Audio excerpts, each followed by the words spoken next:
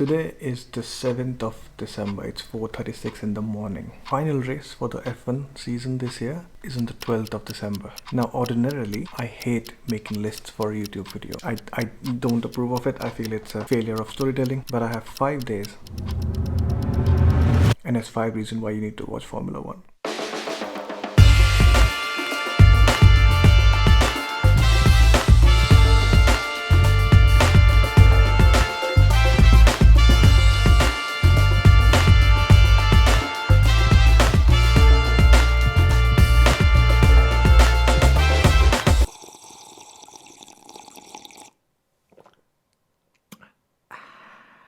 That was a bit dramatic, wasn't it?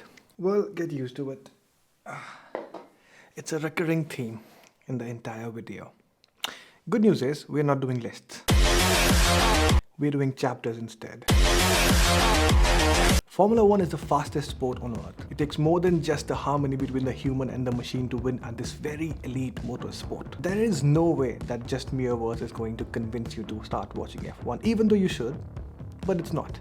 And I know the reason why. You need a personal connect, and I'm here to give you that. This is getting very creepy. Oh my god. So here's 3 things that you can easily care about, even as an outsider, to connect or to find your way into Formula 1.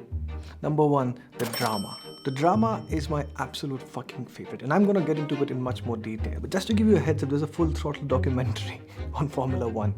Number 2, the know-abouts of Formula 1. Now this is for the nerds who like to know a lot of things and then talk about it like they know everything, but they don't. They just listen to a YouTube video for 10 minutes and then they're like, yeah, I know everything.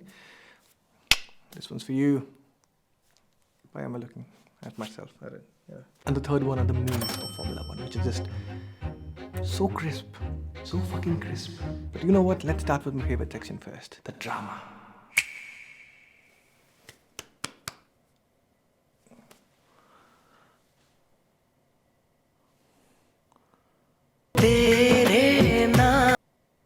Now, I believe that there is no better drama in this entire fucking universe than live fucking sports.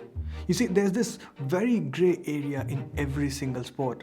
It's a line between the sportsmanship and the rules that have been defined. And Formula 1 is nothing but 50 shades of grey and darker all at once. There are rules in this sport that not even its governing body, the FIA, can understand.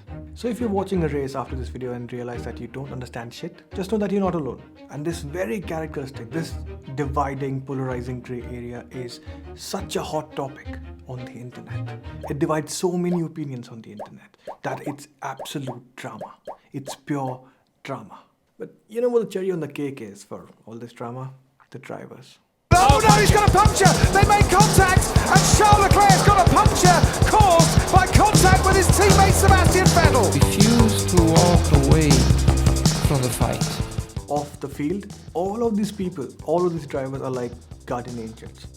Put them on a racetrack together and you'll see these guardian angels turn into the most selfish sons of bitches that you've ever seen.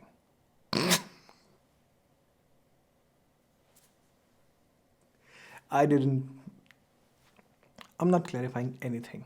Formula 1 is perhaps the most selfish team sport that you have ever seen. There are 10 teams with 2 drivers each, and on a good day, they'll hunt each other down like fucking wolves. They won't even care if it's their teammate, they want them to win, and that is it. Formula 1 and its rivalries are some of the most life-threatening that there has ever been. And you know what, before you go all, oh, they're just driving cars, how is that going to be so uncomfortable? Chup ho ja, theek hai? Formula 1 is not as easy as you think. These cars go faster than fucking planes taking off. It takes hours and hours and hours of practice. It takes immense number of years just to be able to withstand all the G-forces that you go through while driving around the racetrack. And if you want to experience that for yourself, try imagining being in a sneeze perpetually. At such immense speed, every decision that you make has compounding effects. You brake too late, you're done. You brake too early, you're done. You turn a little less, you're done. You turn a little more, well, you're Nikita Mazepin. You see, every team and every driver is a character in itself, and I would like to introduce to you 2 of the most strongest characters on the grid today. Lewis Hamilton and Max Verstappen. Lewis Hamilton is a 7-time world champion, a master of the craft that has dominated the sport for the better part of the last decade. The 24-year-old Verstappen is the next big thing in the sport, a once-in-a-generation prodigy who has been waiting for the day of his reckoning, which in 2021 is perhaps finally here. These two have been going off of each other for the entire fucking year. They have been so into each other's space that they have quite literally crashed into each other again and again and again. And this time Verstappen and Hamilton have crashed out, and they are both out! On December 12th, Lewis Hamilton and Max Verstappen are going head-on for the championship. As of today, they are both tied on the points table at the top. In the 70-year history of the sport, this has happened only once before, that both the contenders for the championship are all tied up before the final race. If Max wins, this would be his first of surely many more championships. But more importantly, this would be the end of the streak of Lewis's championship wins, who has been holding on to it since 2016. If Lewis wins, he would be the all-time greatest champion with 8 championships in his bag, breaking the 7-time championship record of an absolute legend, Michael Schumacher. Ever heard of him? So I would suggest that you take the drama away, because this event has the potential to be the most engaging, the most enthralling, the high-speed, high-octane 2-hour event that you have ever seen in the entire fucking year.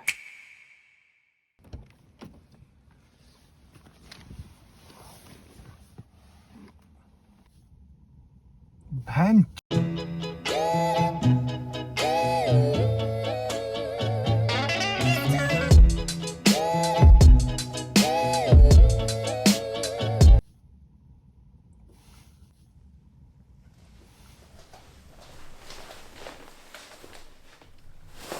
Hello.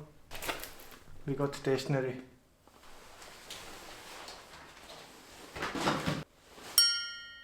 I see you made it past the drama. Well done. Very, very well done. But now it's time to get a little more serious.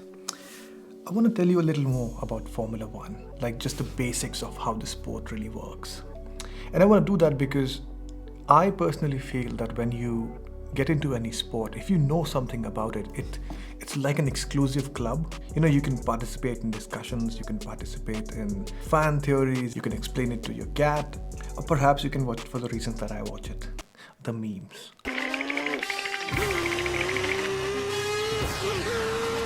the main straight. It is an easy pass down the main straight. Alright, this is the part of the video where I get a little bit more technical, because I like explaining stuff in case you haven't noticed. There is this certain edge of just like putting things together into an explanation and making something out of it. If you know, you know. But yeah, just a fair warning that things are gonna get a little more explanatory. Is that a word? I'll say that's a word. But you shouldn't be afraid, because I'll try my level best to keep it as simple as possible so that most people who are watching this can understand. You don't need any background in any sort of science to understand what I'm saying right now. All you need is probably just understanding what your intuition says. Easy? Let's go. Formula One, like most sport, is a very complex sport, and it has books and books of rules, which obviously I'm not going to go over in this video. But here are some of the more obvious ones that can help you get initiated into the sport. The objective of a Formula One race, like any other race, is to get to the finish line before your competitor. I told you it's going to be on instinct. Now, to get to the finish line, the driver needs to lap around the track a certain number of times. The exact number of laps depends from track to track, but the more important factor is that it needs to cover around 305 kilometers, with the exception of this specific track, which is the Monaco. Let's talk about tracks and its components. So, every track is made up of 3 main components: the straights, the corners, and the pit. So let's tackle the straights first. Yeah, that's fairly basic. At any given point in the race, your objective is to either defend your position from the car behind you or to overtake the car in front of you and gain the position. Now, on a straight road, it is fairly intuitive. You can easily follow when a car is overtaking and when a car is trying to defend. Although when you're watching the race, you might be intrigued by a few words used by the commentators like DRS, like slipstream, like dirty air. And while these are important concepts in terms of race strategy, for an absolute beginner, if you want to comprehend your first race, you can get away without understanding this completely. You know how you played football without knowing about offside for the first 24 years of your life? And then you wondered why FIFA 18 was so horribly bad. However, corners are a different beast, and they are my absolute favorite. If you are a physics enthusiast like I am, you would be absolutely smitten by this. The game at the corners is all about speed management, and you manage your speed through 2 important parameters: grip and inertia. Consider this abstract circular track. This doesn't really exist in real life. I hope it doesn't, because what's the fucking point? What I really want you to do is apply your intuition on this one. It's very easy. So imagine that you're driving a car. If you ever drive a car, this comes very easy to you. If you want to take a very narrow circular roundabout, your speed is compromised to be able to turn into this radius. What's happening over here in this circular path is that you are compromising on the inertia to account for a lot of grip. So here the grip is more and the inertia is less.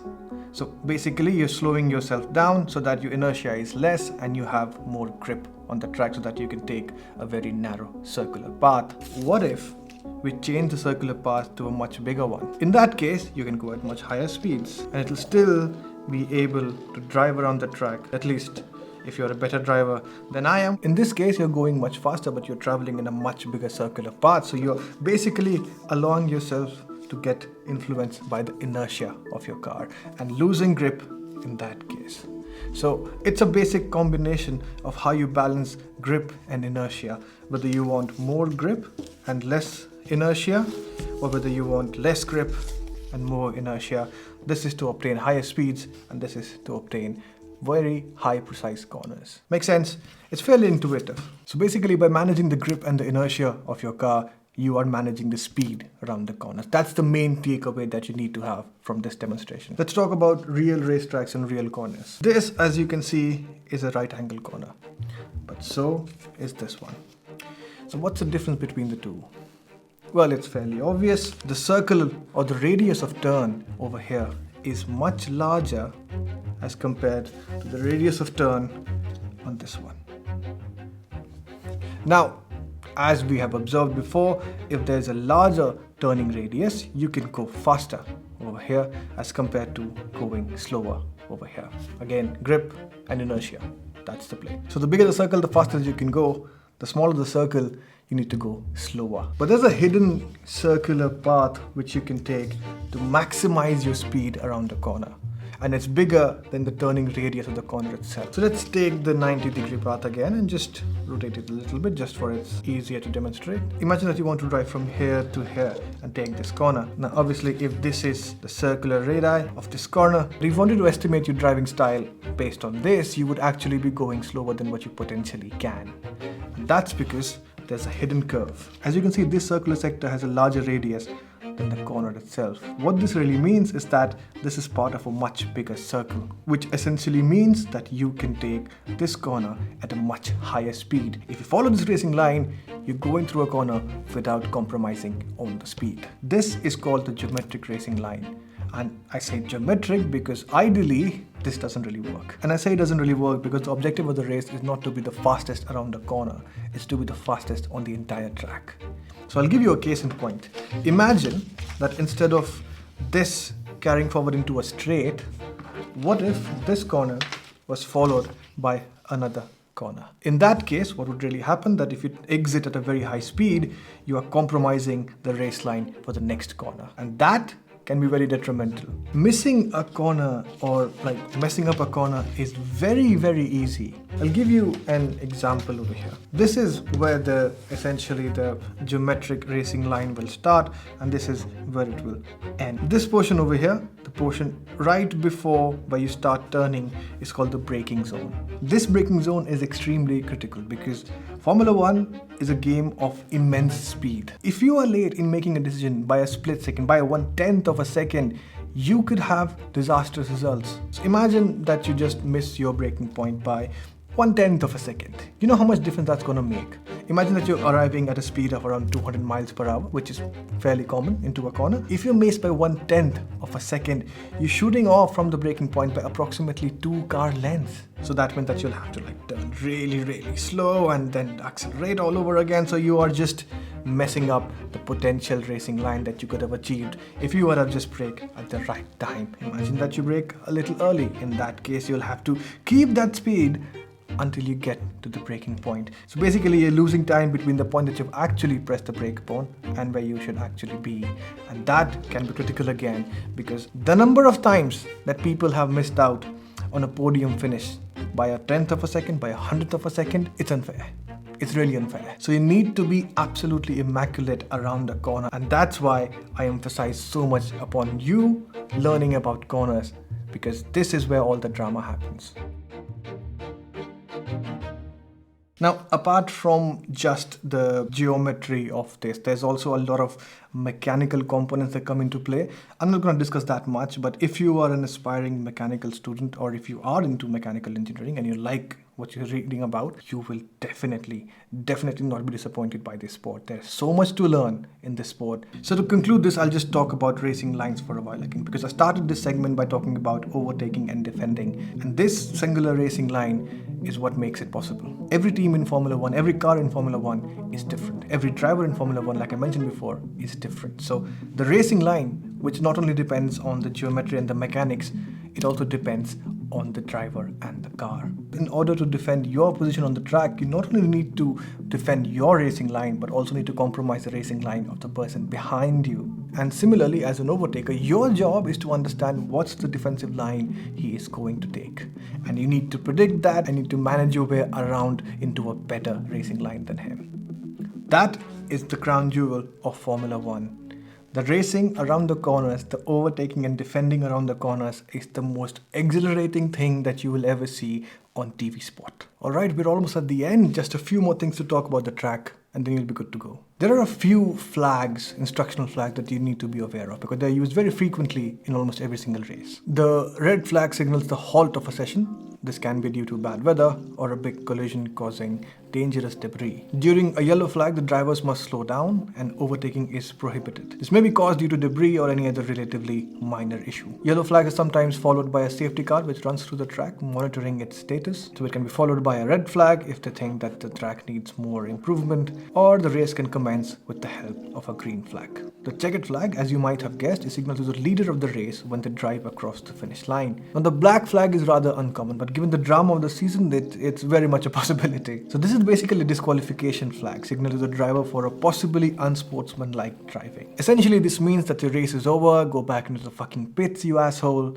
Which reminds me, I need to talk about pits. So the pit lane is basically a lane parallel to the finish and the starting line. So if during the race there's some problem, the car needs servicing, the car needs maintenance, more often than not, the car will enter into the pit lane for getting the tire change. So during a race, you will almost always see every single driver talking to the race engineer over the radio and them shouting, "So box, box, box, box." And there's obviously so much more to pit lanes. But just so you know that all the drama that you see on track usually brews in the pit lane itself. Keep an eye on that. You won't be disappointed. But that's it. You made all the way through. Congratulations. You're an Avenger. No.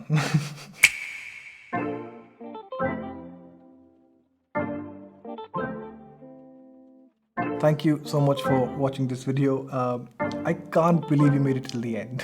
I'm not gonna waste any more of your time, but I just want to remind you that if you're watching this on the day of its release, there's a race on the 12th of December, the finale of the season. And like I said before, it's Lewis Hamilton versus Max Verstappen. And it's the championship title decider. This has happened only once before, that both the drivers have died before the final race. And this is history in the making. It would be a fantastic way for you to get initiated into the sport. And if you've watched this video till this moment, you fucking owe it to yourself to watch the race tomorrow. Oh, and by the way, a huge shout out to my friend Akshit, who introduced me to this sport in the first place. And I would have asked you to go and follow him on Twitter and Instagram, all of that stuff, but he's not really into that. So I'm gonna tell you to go and contact him directly. His number is +9196. Another thing that I would highly recommend is watching Drive to Survive on Netflix. There are 2 seasons and you can at least knock off a few before the race on Sunday.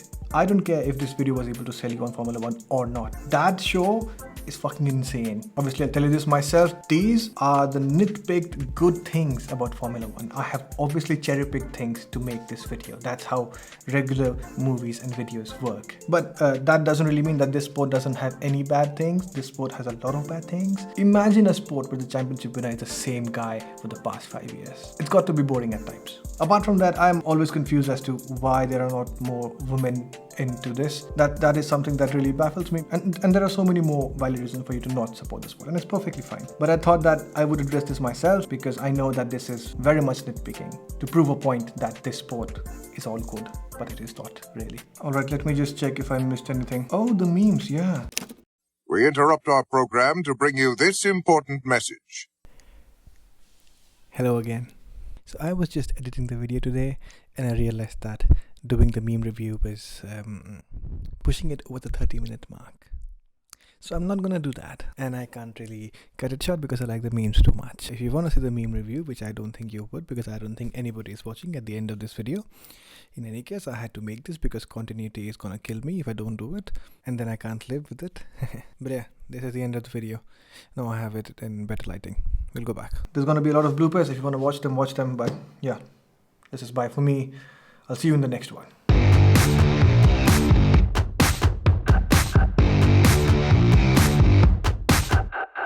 I have no idea how this video is going to turn out. I wrote a script. I stayed up all night.